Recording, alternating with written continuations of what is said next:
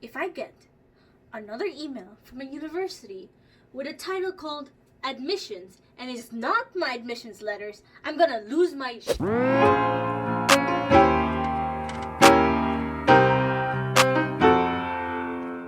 Hi guys, so how are you doing? How you been? I hope you're self-isolating or self-social distancing, practicing good hygiene and stuff. So in the December of 2019 last year, I uploaded a video called Canadian University Application thing.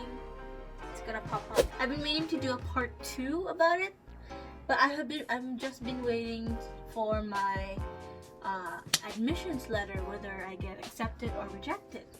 I'm just waiting for one more university. Let's just go straight into the video. I look a little different because my eyebrows have filled it in. So what exactly happened after? The month of January was really rough and chaotic, so I'm gonna try my best to keep it short. So basically, I started the year with a rejection letter from the University of Toronto St. George campus, saying that they have no more space in the arts and science programs of life sciences, even though they still have to accept high school students. Yeah, so the University of Toronto generally gives out, as they say, acceptance or rejection letters to mature students at January.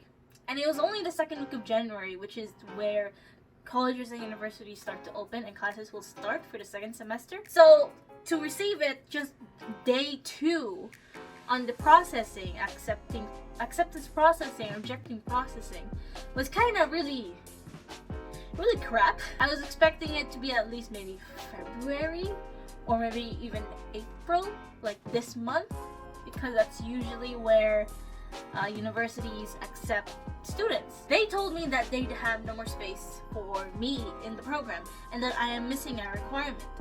But they never told me what missing a requirement that I am missing. And when I went to the student portal where we can see what we need to get into the program, and it says that I have everything down. I have every single requirement sent to them, including my transcript, which was sent the day before they rejected. But I didn't really want to waste my breath on it, so I quickly decided to just change the program.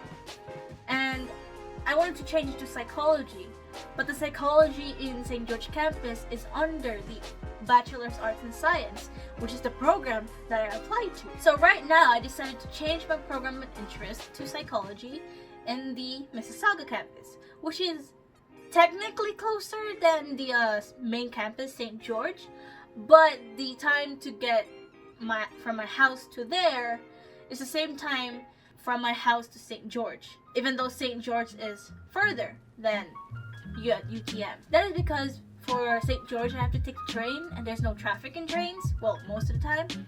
So it takes for me 30 minutes to get there.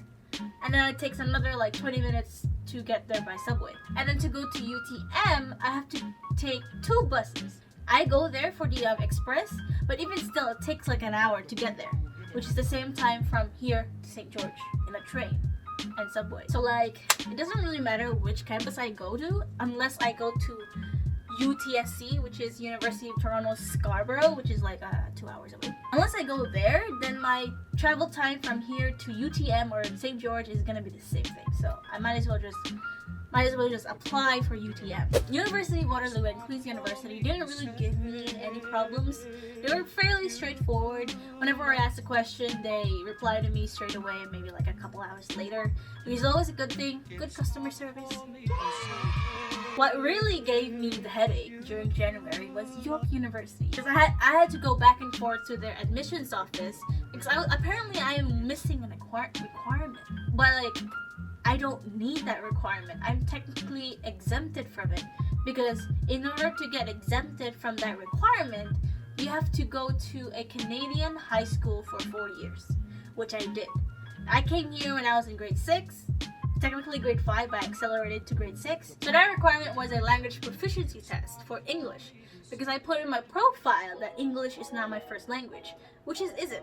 It's not my first language. It's my second language. So I just went to the admissions office and they said that they're just gonna take out the requirement because I don't really need it. That's already repetitive. I took the OSSLT, which is like an English test in grade 10. I took that. I got a high 70, low 80, I think. So I think I'm pretty good at English. So acceptances and rejections. You already know that I got rejected from the first program in UFT, but the second program of psychology accepted me. Next up, I got an acceptance letter from York University just a couple days later when they took out the requirement. So a couple months later, from my acceptances from UFT and York, I got my reply from University of Waterloo, and University of Waterloo rejected me. I wasn't that disappointed that I didn't get into a Waterloo program. They said on their letter that the math requirement from high school was insufficient enough for me to get into the program, which is okay. It's fine by me. You know what? Whatever. I got into UFT, and as of the recording of this video, I did not get a reply from Queens yet. Although it is most likely they won't accept me if Waterloo won't accept me. It is the 9th of April 2020. I'm gonna wait for Queen's University's reply until next week. After next week, I will accept the UTM offer because that's where I want to go. At least 99% sure that I want to go. And by the way, their acceptance letter is fancy. It's incredibly fancy. They even spelled my name right and my whole name, my entire name, including my middle name, my second name. The middle name is not even one letter. It's the entire middle name. So like I said, I am like 90% sure that I'm gonna go to the University of Toronto Mississauga campus, and I'm still hoping for Queens to accept. So the next step, if I do accept their acceptance offer, I have to maintain a 2.8 GPA. I have to transfer my credits from college to university if I can, if I'm applicable. And yeah, that's basically it. I just have to send my final transcript. So financing for university is going to be a real challenge because it is like twice the amount of the college tuition.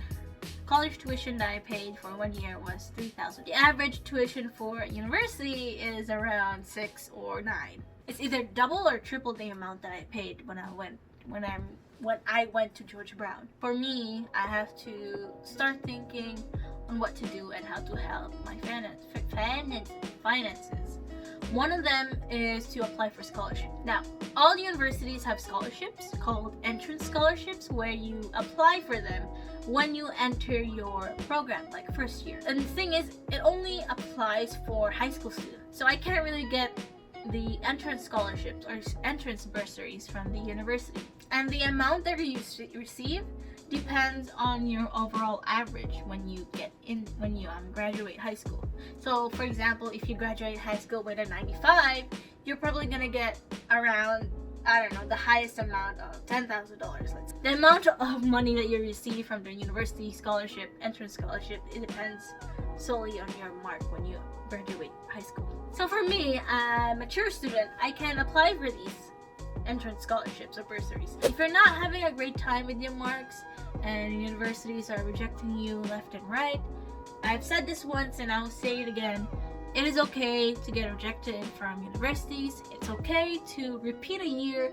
It's okay to go to adult school, and it is okay to go to college. Just because you go to college doesn't mean that you're under or you're less worthy than the people who go to university. There's absolutely nothing wrong with repeating a year. There's nothing wrong with going to adult school. There's nothing wrong taking different paths than the standard university route. Everyone goes at their own pace, and there are many ways to get a degree and get a job. So I'm just gonna say thank you so much for watching. Thank you for being in my part 2 of the Canadian University application. I am most likely to go to UTM, so by September, hopefully this pandemic is over. This September, you're gonna see me at UTM. Probably, maybe. 90% sure that you're gonna see me at UTM. I hope you guys enjoyed the video. See you next time. Bye!